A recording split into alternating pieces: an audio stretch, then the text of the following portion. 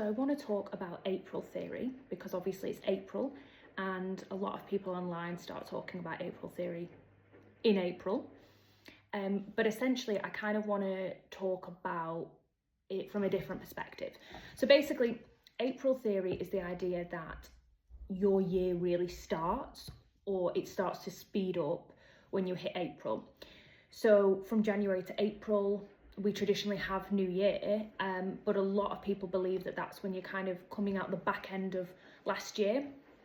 Particularly last year when we had Year of the Snake, a lot of people were like, well, until we hit February, March, we're still kind of in that snake energy before we come into the fire horse. And then we've come into the fire horse, and a lot of people say, you know, April is when things really start to massively speed up, and the trajectory of your year kind of shifts and changes. So a lot of people say that really the start of something happening is usually April.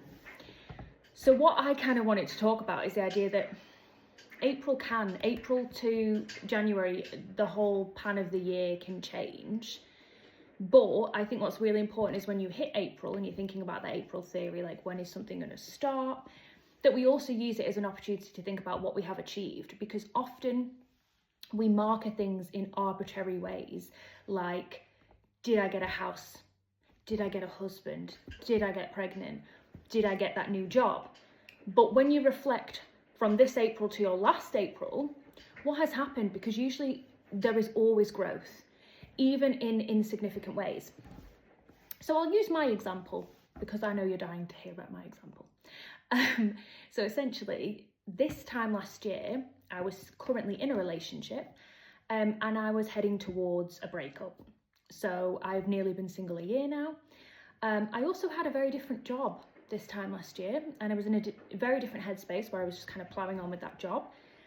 I was in a very deep place of burnout that I had been in for a significant amount of time, and I was just trudging along, and basically everything changed from last April to this April in a positive way. So my job situation changed, my relationship ended, and basically everything kind of scattered around, and it was a really intense year last year, but it was almost like a growth training camp that I was pushed into. And then now to this April, I've been able to reflect on where I am. My mindset is different. I've reset my nervous system. I do not feel as burnt out, as anxious, as tired, as kind of on that hamster wheel as I did. And I think that's because a lot of things that were churning around last April have moved, they've shifted. And so significantly, have I gone to the next stage of commitment romantically with anybody? No. Have I secured a huge promotion or broke out into something? No. But have I had significant shifts and changes that have fundamentally changed how I see life, my worth, my value? Yes, like my self-respect has gone up massively. I've worked on myself. I kind of started therapy around this time last year. So I've done a year of therapy, which has really helped. And my outlook on life is different. Those hamster wheel beliefs of trying to achieve things, that's changed. And how I see my own personal achievement has changed. So I just wanted to do this video as a reminder that if you take some time to reflect upon last April and you think, oh, nothing's happened, take a deeper look into it and consider all the small, incremental, but equally important ways that you have actually grown. Have you established boundaries? Have people left your life that were not meant to be there?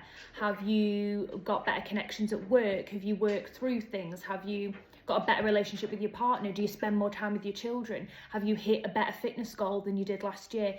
Even the small things, I'm getting out and doing more steps, or I like myself better, or I've done a little bit more self-reflective work. Those are all things that externally people don't care about because it's not social media like pretty and aesthetic and clickbaity. But internally, if there has been a shift in any way, that is to be celebrated and that is to be reflected upon. So instead of going into next April or going from this April to next April and thinking, I really want something exciting to happen, and when is it going to happen? Think about your last April as well and say, well, actually, the person I was last April and the person that's standing here are two completely different people.